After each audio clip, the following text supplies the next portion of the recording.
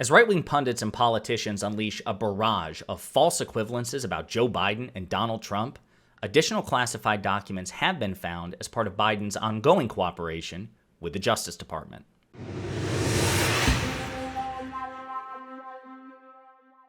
So I did a video about this story when it initially broke, and some stuff's happened since then that we need to talk about, but before we do, here's a quick recap. On November 2nd, 2022, President Biden's personal attorneys found in a locked locker at the Penn Biden Center in Washington, D.C., 10 classified documents from his time as Barack Obama's vice president. That same day, they notified the National Archives, which is the federal agency responsible for taking and securing classified documents. The next day, November 3rd, the National Archives came and got the documents from Biden's attorneys, and the Justice Department was notified to avoid any appearance of impropriety. And for 2 months, the public has been unaware of this because all parties have been cooperating, okay? But it was reported just a couple of minutes ago that a second batch of documents have been found as part of that ongoing cooperation between Biden, the Justice Department, and the National Archives to make sure all these documents have been accounted for. So according to the NBC article, aides to President Joe Biden have discovered at least one additional batch of classified documents in a location separate from the Washington office he used after leaving the Obama administration, according to a person familiar with the matter. Since November, after the discovery of documents with classified markings in his former office, Biden aides have been searching for any additional classified materials that might be in other locations he used, said the source, who spoke on the condition of anonymity to provide details about the ongoing inquiry.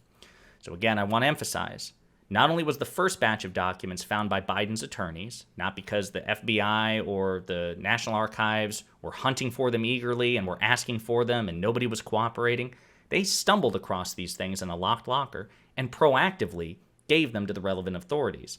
And in the second batch of documents, according to the reporting, the same thing.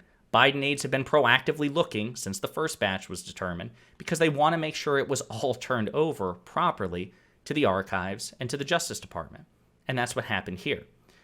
Now, the article does mention ongoing inquiry, and this is really important too, for the sake of facts, that there is a Justice Department inquiry into the situation to make sure that, things have been turned over completely and fully to the National Archives, and also to look into how they got in that locker in the first place and whether or not anything criminal was done. So, from the same article, U.S. Attorney General Merrick Garland has asked John R. Lausch, a U.S. attorney for the Northern District of Illinois and a holdover Trump appointee, to review how the classified material ended up in the closet, a source familiar with the matter told NBC News on Monday. "We are cooperating fully," said Biden on Tuesday. Okay, this is huge. The first batch was found by Biden's attorneys and proactively turned over. The second batch, found by Biden aides, proactively turned over. And the Attorney General has appointed a Trump-appointed U.S. attorney to investigate how the hell these got here in the first place. That's diligence. That's due diligence, and that is profound professionalism from the Justice Department. And yet, that has not stopped right-wing commentators and Republican officials, sitting Republican politicians, from suggesting that these two situations, that with Biden and with Trump, that happened last year, with the documents taken from Mar-a-Lago and the FBI raid and the ongoing investigation by Jack Smith, the special prosecutor, that these situations are basically the same, and therefore they should be handled the same way. So let's look at two comments, one in video and another in a tweet, from two different Republican politicians, one a U.S. senator and another a congressman. Let's start with one of our favorites, Senator Lindsey Graham of South Carolina. So what I think if you believe a special counsel is necessary to assure the public about the handling of classified documents by Donald Trump, you should apply a special counsel to the mishandling of classified documents by President Biden when he was vice president. That's what I think. Garland, if you're listening, if you thought it was necessary, Attorney General, to appoint a special counsel regarding President Trump, then you need to do the exact same thing regarding President Biden when it comes to handling classified information. Well, I think that any fair-minded person who's watching this, and I hope he is one of them, would agree with that. So So that was from Senator Lindsey Graham, Republican, and let's just look at a quick tweet from Congressman Dan Crenshaw, Republican of Texas. Why hasn't the FBI raided Joe Biden's home? Now, thankfully, if you were to look at these Twitter threads, these two Republicans are being savaged. They're being roasted by all kinds of people on Twitter for the obvious differences between these two situations, okay? CNN, who I constantly dog for their sensationalist instincts, their attitudes towards both sides' politics, right? They are purveyors of false equivalences almost as bad as any other outlet, right? They showed some spine and journalistic integrity by just bluntly stating the facts. There are clear distinctions between the two classified documents cases involving President Joe Biden and former President Donald Trump, and they put it in a handy little graphic for people so you can just retweet it and show it to people. You can get into a meme war with your right-wing friends and family members on Facebook, since that's how many of them communicate. It's all there and it's beautifully color-coded. The classified documents found for Joe Biden, so far, 10 total documents. Now that obviously needs to be updated to reflect the second batch of documents found. Some of them were top secret. He's fully cooperating. His lawyers found the documents and his aides found the second batch of documents, and they alerted the proper authorities proactively. For President Trump, at least 325 total documents, 60 of them were top secret.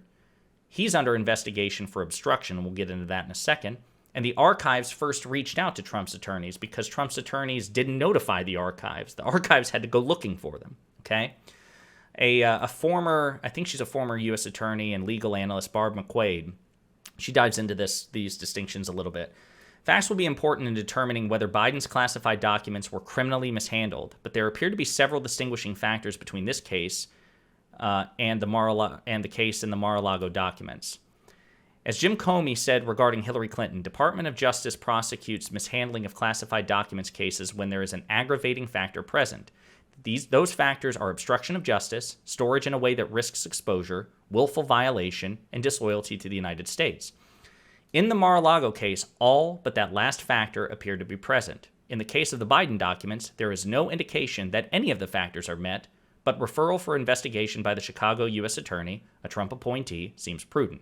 And this was before we found out that actually there is a Trump appointee, John R. Lausch, who is investigating this. My take, it's not a big deal, at least not based on the facts we now know, but Trump will use it to falsely claim he's being singled out for disparate treatment. She's correct. That is exactly what's going on. Based on the facts that we know now, there are profound distinctions between how Donald Trump handled the situation and how President Biden is handling the situation. And other articles, like from NBC and the Associated Press and Vox, go into detail, as we did in one of the previous videos. You know, the National Archives had to go looking. They made an initial request of President Trump. It took Trump forever to cooperate. They got a few of the documents back and were told that was it. Then they had reason and probable cause to believe that that was not true. So they sent the FBI out with a search warrant to collect more documents. More documents were found at Mar-a-Lago, meaning Trump's attorneys lied to the National Archives. And then that time, when the FBI came looking, they said they turned everything over. So twice, Trump and Trump's attorneys lied, first to the National Archives, then the FBI. Then the third time is when we had additional probable cause to believe that Trump was still sitting on additional classified documents, and that's when a search warrant was procured and executed, and the FBI raided Mar-a-Lago and took additional classified documents.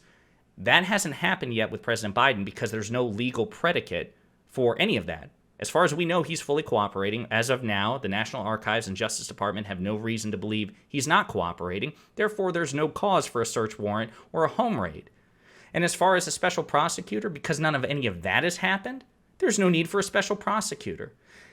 Now, having said all that, it still says something that U.S. Attorney General Merrick Garland has still appointed a U.S. attorney to oversee this. It's being handled, and it's being handled by someone who was appointed by Donald Trump himself. So I'd like all of you to keep that in mind in case, again, your right-wing uncle or your conservative grandpa suggests, see, Trump's being picked on. This is evidence of clear left-wing infiltration of the FBI and corruption of the Department of Justice. That's clearly not the case. There are meaningful, substantive differences between these two things, and the facts, additional facts, may change. We might learn more. But as of now, based on the information we have, there are clear differences. And anyone who suggests otherwise, anyone who suggests that the two scenarios are the same, are liars. And you should make fun of them. Hey you! Thanks for watching.